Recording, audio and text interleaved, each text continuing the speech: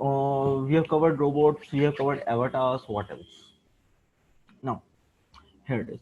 First is Project Euphonia.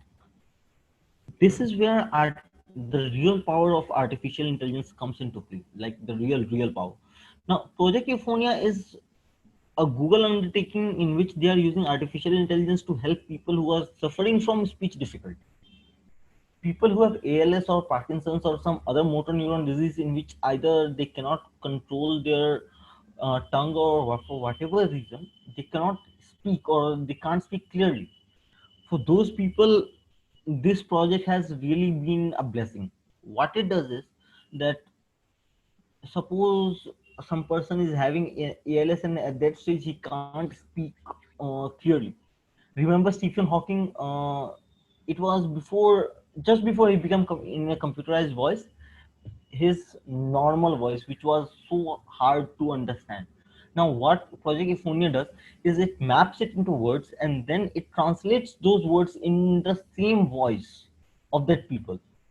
Stephen Hawking had a computerized voice. If this had been at the time, we could have still heard Stephen Hawking speaking in his normal human voice. Of course, it will not have been exactly normal, but it will be more natural than the computer voice he used to use. So, what it does is that I'll walk you through the process of this project. It takes lots and lots of examples of people having difficulty in speaking, and they are asked to speak sentences and record them, and then one person will transcribe the sentences, transcribe those sentences. So we have what a voice sample of, suppose that this project, I'm reading out a sentence here. This project is a Google undertaking. So a person with ALS or Parkinson's will be asked to pronounce this sentence, that this project is a Google undertaking, and this part will be recorded. Now then that recording will be mapped to this sentence, and then it will be toned down to sounds and structures and things like that. And after that, when he wants to speak another sentence, suppose that the lower sentence, that like people suffering from ALS or Parkinson's, then it will use that trained model to generate that kind of uh, voice sample using the past trained examples, and then it will deliver it to the audience. So these projects has been like a really great project in which we know that okay fine, this one has it can help people in very critical situations also. In fact, one of the scientists working on Project Euphonia was a deaf person who has never heard a single word in his entire life. He was deaf from birth, but still he can speak. Now, since he has never heard a single word, so his pronunciation and our pronunciation are way different. He can only pronounce it without hearing it, so he does not know how to pronounce things like that.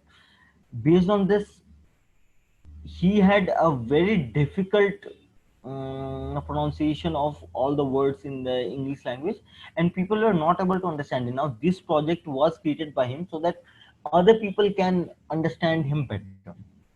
And in doing so, he not only helped himself but also millions like him who are around the globe. The next project is Google Flood Forecasting. Now, we all know how much damages flood can do, especially we have seen the case of Bihar, like the Patna floods. It has been flooding every year, and you can see how the valley fills up in the animation on the right. Now, in this project, Google is using artificial intelligence to forecast and measure floods in the Patna region. Basically, what it is trying to do is, normally when floods come, we do not get enough warning time. Like the warning is just issued approximately 6 hours before the flood is about to come, and those 6 hours are not enough to evacuate everyone and get everyone to safety. Now, using this project, Google is trying to inform people 2 3 days or even a week in advance that floods may be coming. Sorry. And since people are getting informed approximately a week ago. They are able to take all their belongings or the essentials to some places which is much more safe and secure. So floods do not create that kind of damage as they used to create. Still, the loss to crops and environment is uh, unavoidable, but still we can at least avoid the loss to life, the loss